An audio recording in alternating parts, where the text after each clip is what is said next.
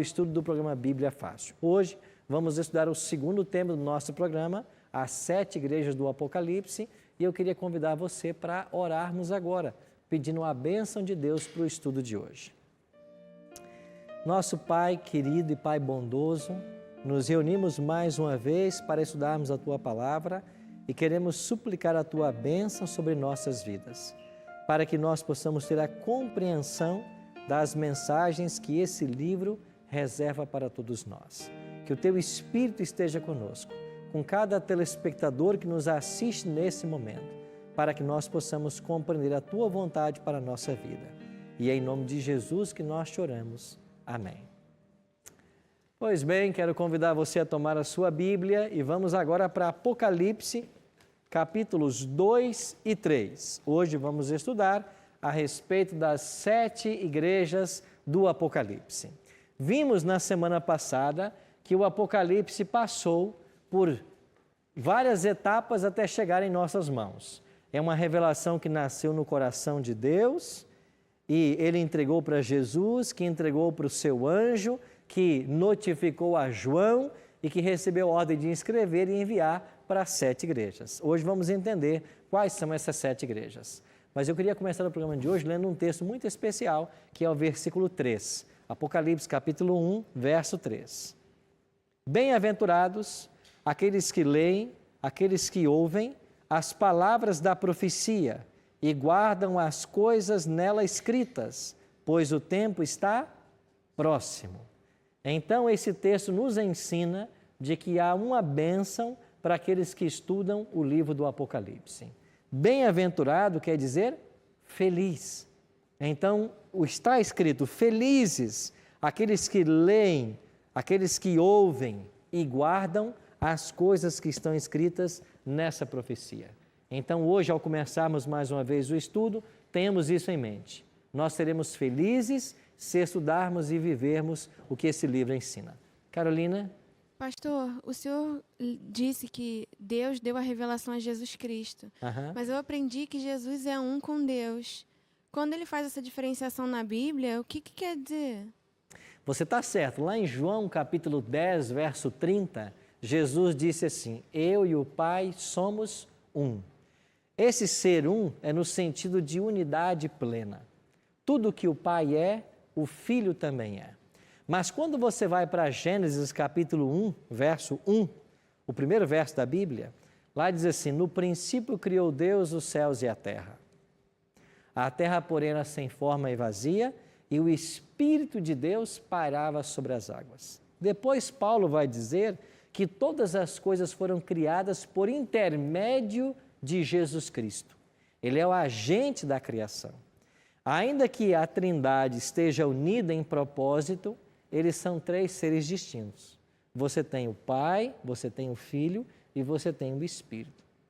Tudo que o Pai é, o Filho é e o Espírito é. Mas são 3 pessoas distintas, 3 seres distintos. Então, em termos de revelação, Deus ele entrega para o seu Filho Jesus Cristo. Por quê? Porque Jesus é o Deus que vai se encarnar, que vai vir à Terra, vai viver tudo o que viveu e vai ser crucificado e morrer em nosso lugar. Então, no plano da salvação, cada ser da divindade assume um papel distinto. O Pai é quem envia, o Filho é enviado e o Espírito é o Consolador. Agora, tudo que o Pai é, o Filho é, e tudo que o Pai e o Filho são, o Espírito também é. Isso tem que estar bem claro em nossa mente, tá bom? Bom, vamos então entender aqui sobre as 7 igrejas, mas antes temos mais uma perguntinha, eu não gravei o seu nome ainda, Lilian. Por favor, Isso. Lilian. Pastor, no programa anterior, nós vimos aqui em Apocalipse 1,16, que diz o seguinte, que na boca de Jesus saiu uma espada de 2 gomos. Que espadas são essas? A espada que queria sai da dizer. boca de Jesus é a palavra que sai da boca dele. Então, esta palavra que sai, ela tem poder. O apóstolo Paulo vai comparar a espada como sendo a espada da palavra de Deus. Uma espada que tem 2 gumes e penetra até o íntimo, até as juntas e medulas. Paulo usa essa expressão. Então, quando ele também descreve sobre a armadura do cristão, ele vai dizer que a espada do Espírito é a palavra de Deus. Então, essa espada que sai da boca de Cristo é o conteúdo que será agora mostrado a João. É esse o simbolismo. Ele vai revelar agora a João conteúdo. A revelação sempre tem que ter conteúdo. E o que está escrito no Apocalipse é o conteúdo que sai da boca do próprio Cristo. Ok? Vamos então a um detalhe interessante do nosso estudo.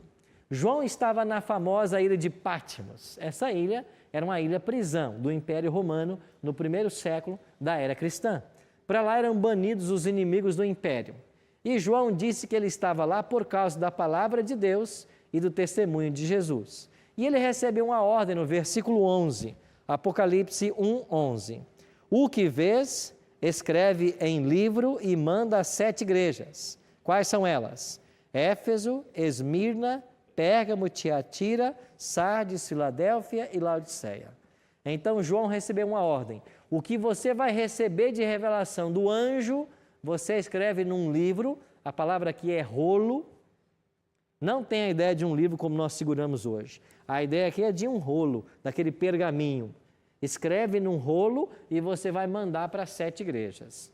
Essas 7 igrejas que são mencionadas aqui, eram igrejas que existiam nos dias de João. Eram todas igrejas cristãs, não eram as únicas. A Bíblia menciona no Novo Testamento outras igrejas, além destas 7. Mas dentro das igrejas cristãs que existiam, no final do primeiro século, Deus orientou João a endereçar o livro do Apocalipse para 7 delas. Por quê? Porque estas 7 igrejas que existiam nos dias de João, elas possuíam características que teria a igreja cristã ao longo de toda a era. Então, a igreja de Éfeso representa um período, seguida por Esmirna, por Pérgamo, por Tiatira, por Sardes, por Filadélfia e, finalmente, por Laodiceia. E nós iremos descobrir hoje de que nós estamos vivendo o período de Laodiceia. Então, como que essas igrejas viviam nos dias de João e como que isso se aplica aos nossos dias? Há um padrão nessa carta. E qual é o padrão que João obedece aqui? Você tem uma apresentação de Cristo para a igreja, depois Cristo elogia a igreja, depois ele reprova a igreja, depois ele dá um conselho e depois ele faz uma promessa. Nós temos uma pergunta aqui, temos outra ali, mas nós vamos para o intervalo. E quando voltarmos, vamos ouvir o que os nossos amigos querem perguntar ou contribuir. Daqui a pouquinho, estamos de volta.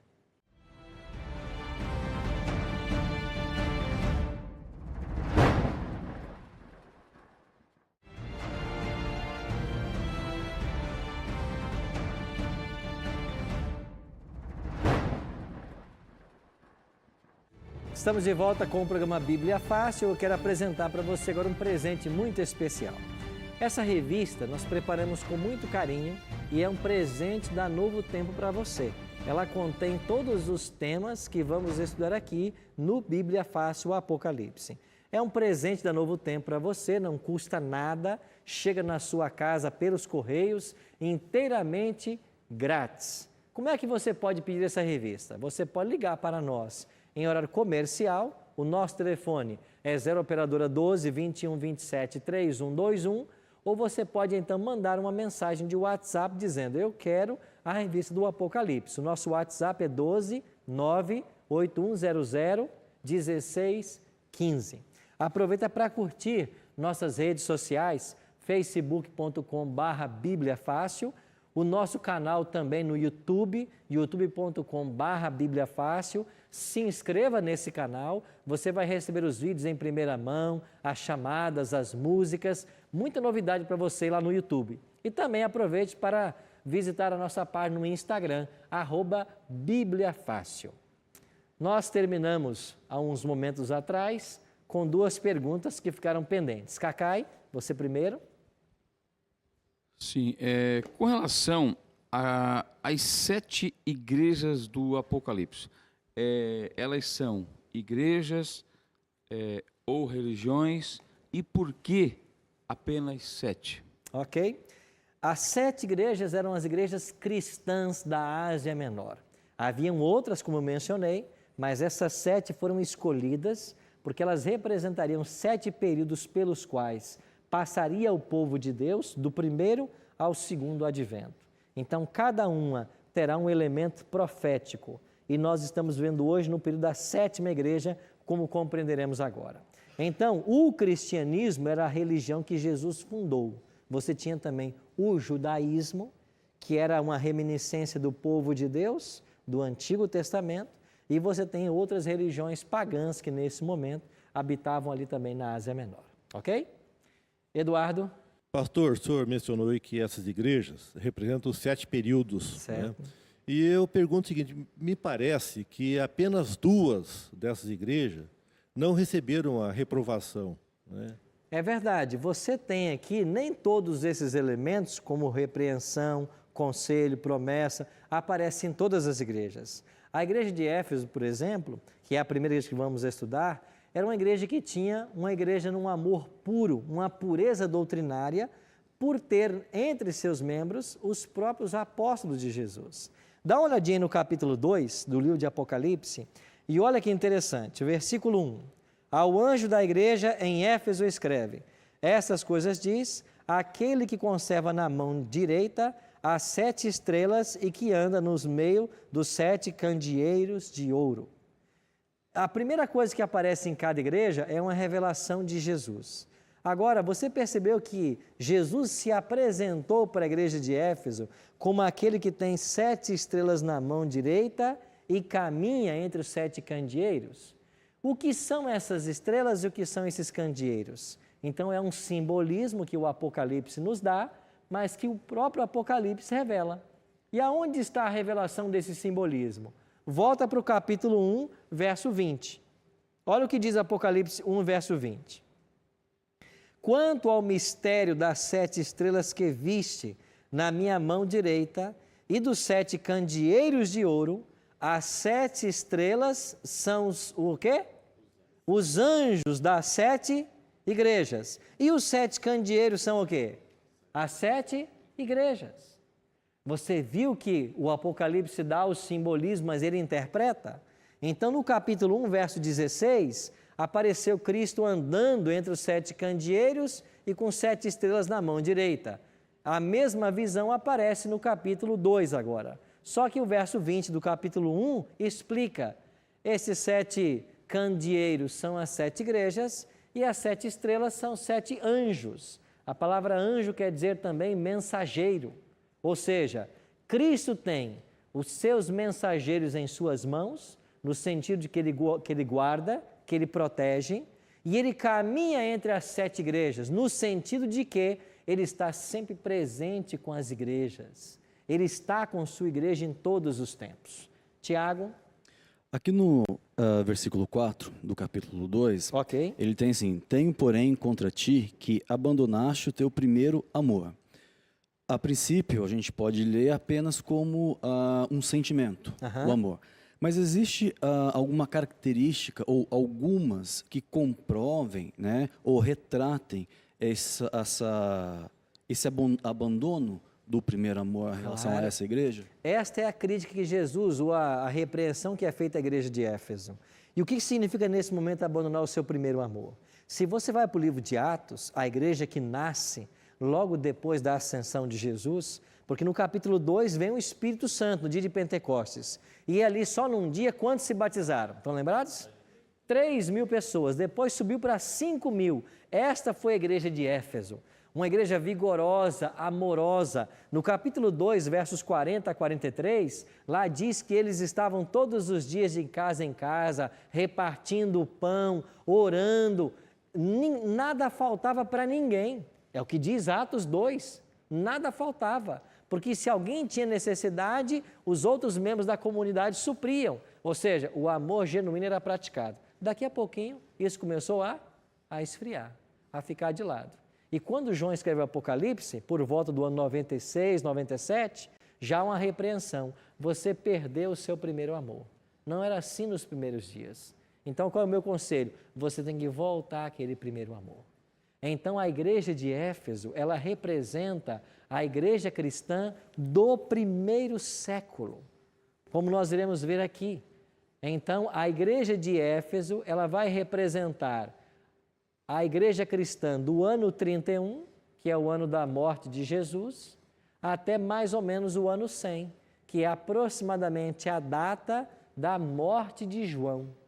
Então, enquanto os apóstolos viveram, nós estamos dentro do período de Éfeso. Era uma igreja vitoriosa, mas que no seu final já começava a abandonar o seu primeiro amor. Aí chegamos então à igreja de Esmirna. A igreja de Esmirna vai começar então do ano 100, quando aproximadamente morre João, e vai até o ano 313. Dentro da igreja de Esmirna, nós temos a experiência do imperador Constantino, que foi o imperador romano que, entre aspas, se converteu ao cristianismo. Nós sabemos que essa conversão foi apenas uma jogada política para que ele pudesse unificar o império. Ele tinha o apoio de todos os pagãos e como o cristianismo cresceu e floresceu no primeiro século e depois, futuramente, ele quis então trazer os cristãos para junto de si. O que ele fez? Ele aceitou o cristianismo. Ele chegou até a ser batizado. E eu estive em Roma visitando, inclusive, o local onde ele se batizou. Até hoje você tem ali em Roma esse prédio que é chamado o Batistério Octogonal, e dentro do batistério você tem um local onde, segundo a história, o Papa batizou ali o imperador Constantino. E foi o Papa Silvestre quem fez esse batismo por volta do ano 325. Então, Constantino unifica o império. Mas o que acontece dentro desse período de Esmirna? Olha o que diz o verso 10. Não temas as coisas que tens de sofrer. Eis que o diabo está para lançar em prisão alguns dentre vós, para ser dispostos à prova, e tereis tribulações de quantos dias? 10 dias. Nós vamos aprender agora os princípios de interpretação da Bíblia. Já aprendemos aqui que todo o código do Apocalipse, a própria Bíblia interpreta. E um outro ponto que nós temos que aprender agora é, em profecia, cada dia representa um ano. Isso está baseado em 2 textos da Bíblia, Números 14, 34 e Ezequiel 4, 6 e 7. Esses 2 textos da Bíblia, Números 14, 34 e Ezequiel 4, 6 e 7, nos ensinam que em profecia um dia equivale a um ano. Se na igreja de Esmirna eles iam ter provas de 10 dias, significa uma perseguição que duraria 10 anos. Aonde está na história essa perseguição? Justamente dos anos 303 ao ano 313. Porque foi neste período que Galério e Maximiano promoveram fortes perseguições contra a igreja cristã. E a perseguição só terminou 10 anos depois, no ano 313, justamente pela assinatura de um edito de Constantino, que a história chama o Edito de Tolerância de Milão, que foi assinado em Milão no ano 313. Com essa assinatura, houve uma repentina paz no império por causa de Constantino. Cacai? Pastor, com relação ao número de igrejas ou religiões, a gente percebe que, infelizmente, a origem, praticamente, de todas as guerras que acontecem, que aconteceram e que acontecem hoje no mundo, é a desarmonia das religiões, né? Se Jesus Cristo veio como fundador do cristianismo, a gente vê aqui 7 igrejas. Por que 7 igrejas? Porque não uma, né, onde todos nós preguemos, no caso, o cristianismo, onde reine a paz, a verdade, a união, a harmonia entre todos esses 7 bilhões de habitantes. Na realidade, são 7 igrejas, mas é uma só. É a igreja cristã. Só que a igreja cristã que estava na cidade de Éfeso, na cidade de Esmirna, na cidade de Pérgamo, mas era uma só igreja, a igreja cristã. Jesus fundou uma igreja, a Igreja Cristã. Segundo hoje uma enciclopédia publicada em Oxford, nós temos 34 mil religiões cristãs atualmente. Essas 34 mil são derivações de uma única igreja. Jesus só plantou uma igreja, a Igreja Cristã. E nós vamos entender que essa igreja, ela vai passar por 7 períodos na história até os dias atuais. Por isso, as 7 igrejas do Apocalipse. E por que o 7? Porque na Bíblia o 7 é um número de perfeição. Essa é a conotação do 7. Então é por isso que nós temos que estudá-la. Já vimos que Éfeso era o período da pureza, mas eles perderam o seu primeiro amor. Aí veio Esmirna, uma igreja perseguida, 10 anos de perseguição. Veio Constantino, que se converteu no período, assinou um decreto, veio a repentina paz. Aí nós chegamos à próxima igreja. Qual é a igreja? Pérgamo. O período de Pérgamo começa em 313 e vai até o ano 538. Por que até 538? Porque em 538 você tem na história o que nós chamamos de o início da supremacia papal. Os papas chegam agora ao poder, 538. E esse período de Pérgamo, que vai de 313 a 538, vai atestar a queda do Império Romano, o que aconteceu em 476. E quando cai Rômulo Augusto, o último imperador romano, qual é a figura política que sobra? A dos bispos. E em cada cidade havia um bispo. Só que esses bispos começaram a considerar o bispo de Roma como sendo o bispo mais importante e passaram a chamá-lo de pai, em italiano, papa. Então você tem em 538 o início da supremacia dos papas. Meu amigo Wellington, o Everton. O Ebert. Até então... Desculpa, viu, Everton? O Ebert. Até então, o que nós estamos vendo é uma única igreja. Cristo deixou os discípulos, que foram chamados cristãos, passou a primeira Éfeso, Esmirna, entrou no período papal, mas é a igreja... A igreja cristã. É a igreja cristã. O que está acontecendo com essa igreja cristã? Ela agora, no período de Pérgamo, o que vai acontecer? Quando cai o Império Romano, e Edward Gibbon, que é esse historiador britânico, diz que isso aconteceu no ano 476, as tribos bárbaras vão começar a dominar, as tribos bárbaras serão dominadas pelo papado, você tem agora uma conversão em massa, uma conversão meio que forçada. E essa conversão em massa aconteceu o quê? Quando o papado começa a dominar, você tem agora os pagãos batizados em massa, essas tribos bárbaras, eles trazem para dentro do cristianismo elementos do paganismo. Aí a igreja cristã, ela vai começar agora a perder a sua essência, porque os elementos pagãos virão para dentro do cristianismo. Eduardo. Pastor, inclusive, com o início do regime papal, foi dividido ali a Itália, né? Porque a Itália passou uma parte dela ali do oeste, a parte oeste, ao domínio papado. Sim. Em que era quem governava ali várias partes ali, os duques, né? E bispos. E houve a confusão aí de ensino espiritual, né? Que ele trazia as 7 igrejas, para a confusão do domínio político. Havia uma briga entre igreja e Estado, né? Até que finalmente hoje o domínio ficou restrito ao Estado Vaticano, os 44 hectares de terra que hoje constituem ali o Estado Vaticano, certo? E a Itália somente foi reunificada novamente como Estado em 1890 e poucos, né? Se não me falha a memória.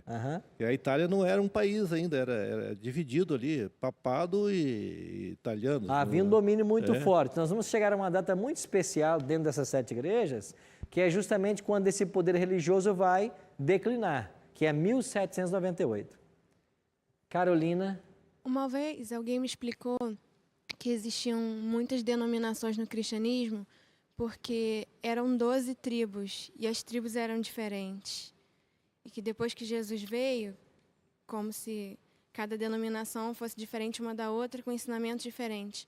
Mas pelo que o senhor disse, eu entendi que as denominações diferentes são formas deturpadas do cristianismo original. Do cristianismo autêntico fundado no primeiro século por Jesus Cristo.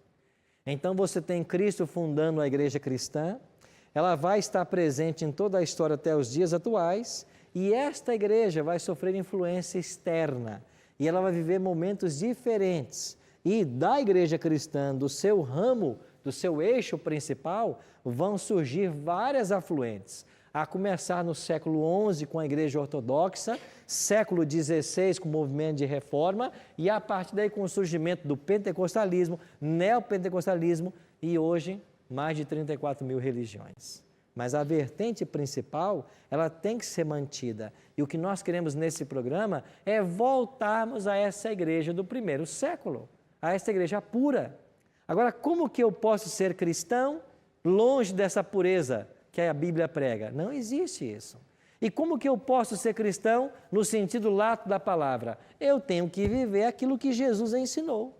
Porque se eu vivo o que está só na palavra, aí eu sou um cristão. Então, para o cristão, para a igreja que Jesus fundou, a norma é a palavra de Deus, é a Bíblia. Mas qual foi o problema desse período?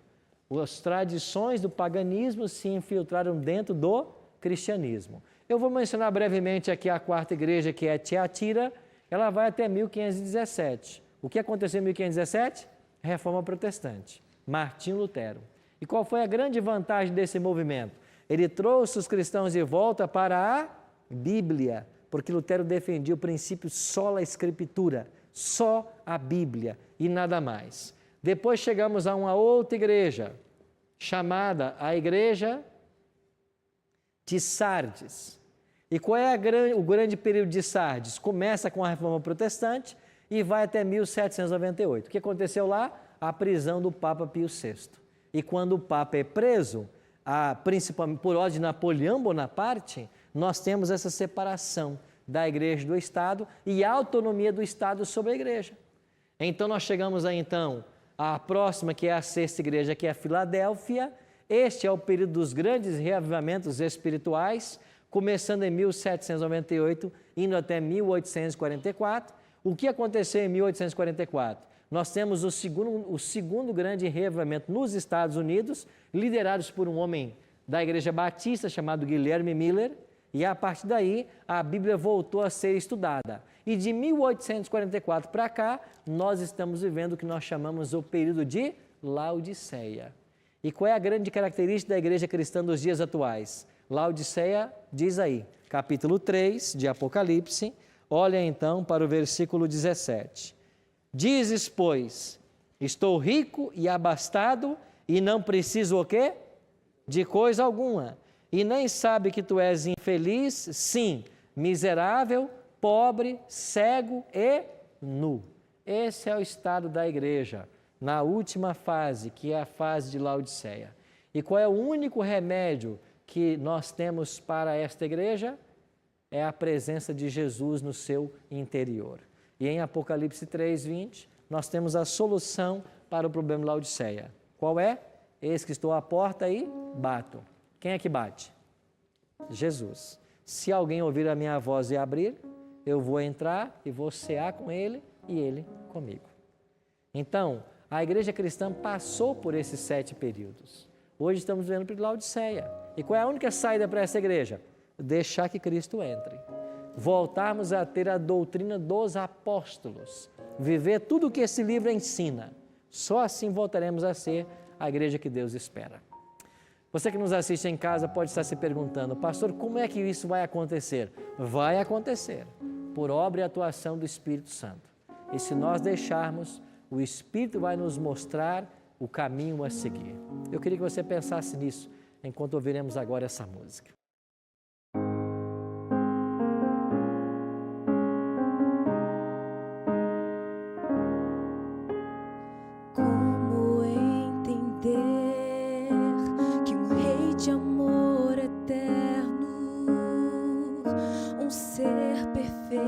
Justo deixou seu reino de glória, se despiu de todas as honras, veio a este mundo apenas para me salvar. Não consigo entender a essência de um amor que, ao se entregar à morte, me garantiu o eterno viver. Como entender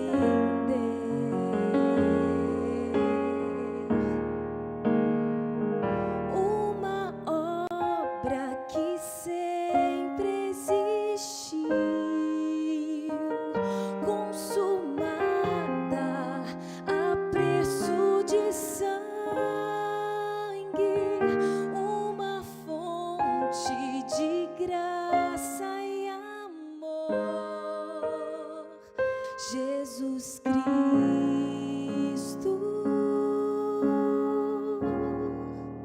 do mundo é o Salvador.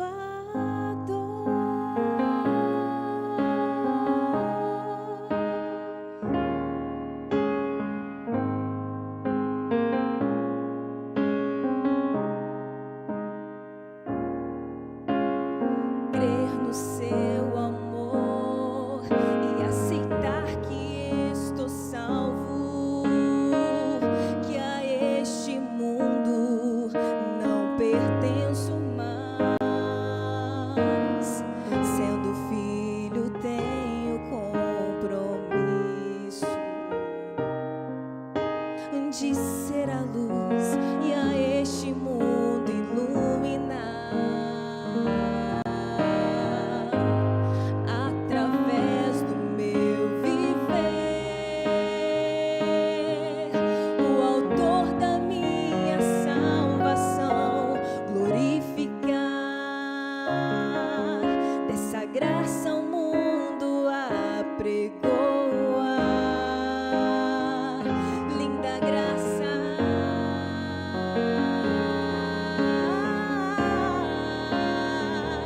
me entrego, Senhor, em tuas mãos.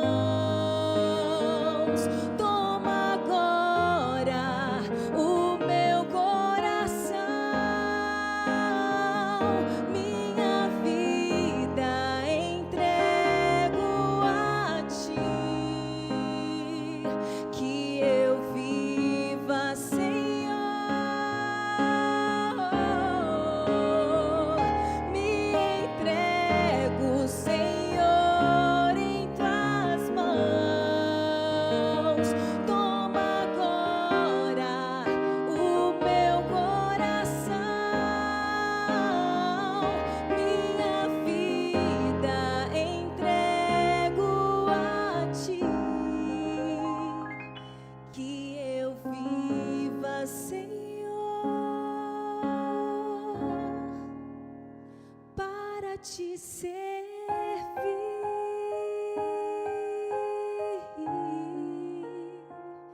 que eu viva, Senhor, para te servir.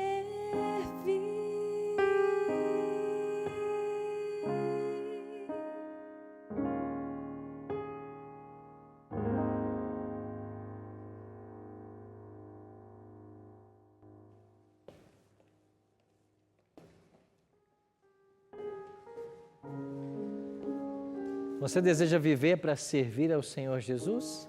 É isso que Ele nos convida. Eis que estou à porta e bato. Aquele que abrir a porta do seu coração, ele vai poder entrar. E quando Jesus entra, nós voltamos ao cristianismo primitivo, a esse mesmo amor, a esse mesmo apego à palavra e principalmente a viver os princípios que esse livro ensina e que o cristianismo moderno tem paulatinamente deixado de lado. Infelizmente hoje, a igreja cristã se confunde com muitas coisas. E de muitos púlpitos são pregadas coisas que não estão na Bíblia. E muitas coisas da Bíblia são distorcidas, mesmo estando vivendo nós num país cristão como é o Brasil. Daí a necessidade cada vez mais nos aprofundarmos no estudo desse livro. E como Cristo acompanha a sua igreja em toda a história, como Jesus caminhava entre os 7 castiçais de ouro, que são as 7 igrejas, Ele está caminhando até com Laodiceia. Ele está conosco, nós que vivemos o período de Laodiceia. E não precisamos ser laodiceianos. Nós podemos ter um espírito diferente.